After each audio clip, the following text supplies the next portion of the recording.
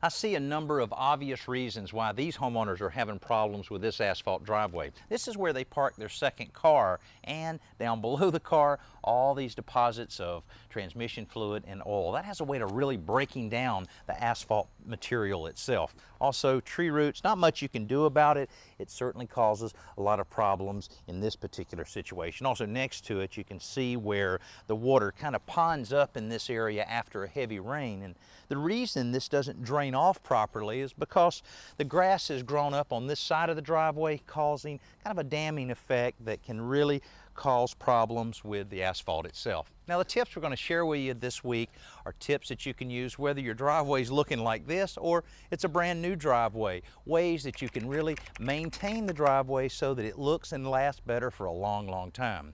Now, before we can do any repairs or patching of this problem driveway, we have to get it clean. First, Scott and I round up all the tools we'll need to get the job done. Here, that will include a push broom, a pressure washer, and a couple of flat-bladed shovels.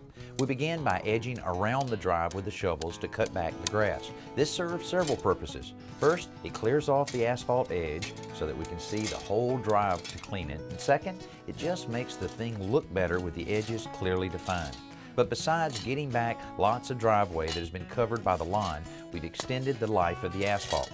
The grass and dirt hold moisture on top of the asphalt, which will shorten its life, and with enough time, even these tiny roots will begin to break up the surface. Now, we've made quite a mess, so before we do any pressure washing, we want to get most of this dirt and debris off the drive so we're not just pushing around mud.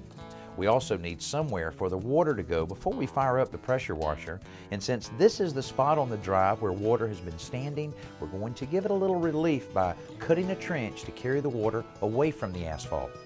The pressure washer we're using will generate about 3,000 pounds of force per square inch, and that makes the cleaning go pretty quickly.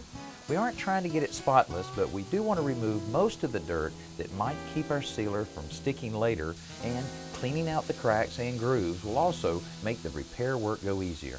Now that all of our pressure washing is complete, I'm using this stiff broom just to sweep off any of the debris that might be left over. You know, you don't have to clean a driveway like this as clean as you would, say, a wood deck that you're resealing, but you want to get as much loose material off the driveway as you can. Now, a lot of times when you pressure wash the outside of your house, you may find a few things that you really didn't want to find, maybe some repairs that were hidden behind some of the dirt and grime that was on the house. Well, we found a similar situation here. This is a lot worse than what we thought, and it's going to require a good bit of work. And you can see a lot of these loose pieces that are here that Scott and I are going to have to dig all of this out before we start patching, but that'll take up most of our time in terms of the repair.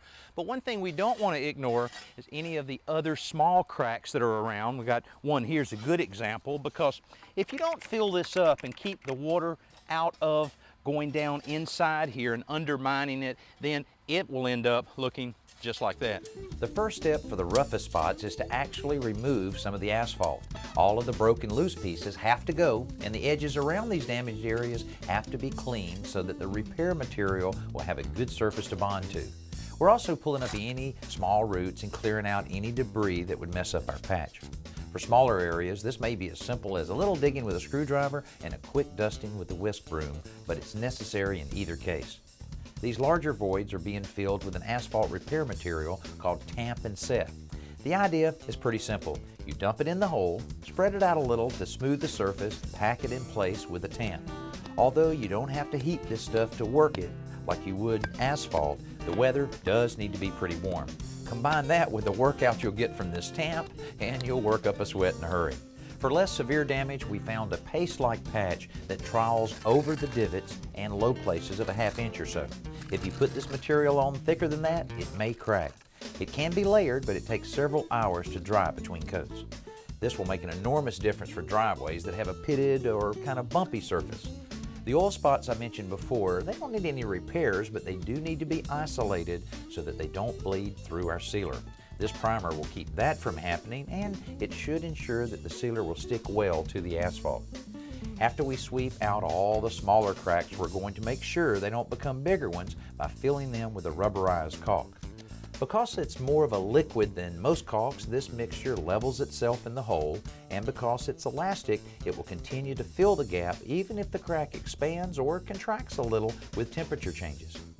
It's important to seal every single crack you possibly can to prevent any of the water from getting under the driveway, which can undermine it and cause you a lot of problems. Also, if you live in a real cold climate, that water can freeze and that damage is unbelievable on a driveway. Now, we already have all of our cracks filled and all of our patches complete. Now, we need a little drying time before we can apply our first coat of sealer. Before we got started, we masked off the concrete around the perimeter of the drive so that we wouldn't mess it up. We also used a mechanical stirrer to mix the latex-based sealer, even though the manufacturer calls it a no-stir formula. The mixing process mostly just breaks up the lumps in the materials that would cause splatters when it's poured out, or makes it more difficult to spread it out once it's on the drive. Because this stuff is so thick, a roller wouldn't work very well for spreading it, so the tool they recommend is a squeegee. You can pay a pro to do this job, but really the process couldn't be simpler. You start from the highest end of the drive, so gravity works with you, not against you, and you work your way down. You dump out a small amount at a time and then begin spreading it out over the drive with the squeegee. Now, one thing I did discover pretty quickly is that pulling works a lot better than pushing. Not only because it's easier, but also because it leaves a smoother surface behind. Along the edges, you have to go a little slower to be sure to cover everything without lumping up the sealer. But out in the middle of the drive, it's kind of like smearing a big pile of mud all around. If the kids see this, you might have more volunteers than you can use. Even though the work can be done fairly quickly, you don't want to go so fast that you don't cover the surface completely. If you drag the sealer over a particularly rough area too fast and too thin, it won't coat the low spots entirely. It's also important to keep an eye out for spots where the sealer might be piling up, like the little ridges that sometimes form at the edge of the squeegee. You want to be sure and smooth those out before you move on, and after a while you'll begin to develop a smooth, fluid pattern that pulls the sealer out quickly and evenly. The other great thing about this stuff is that because it's latex based, it cleans up with simple soap and water.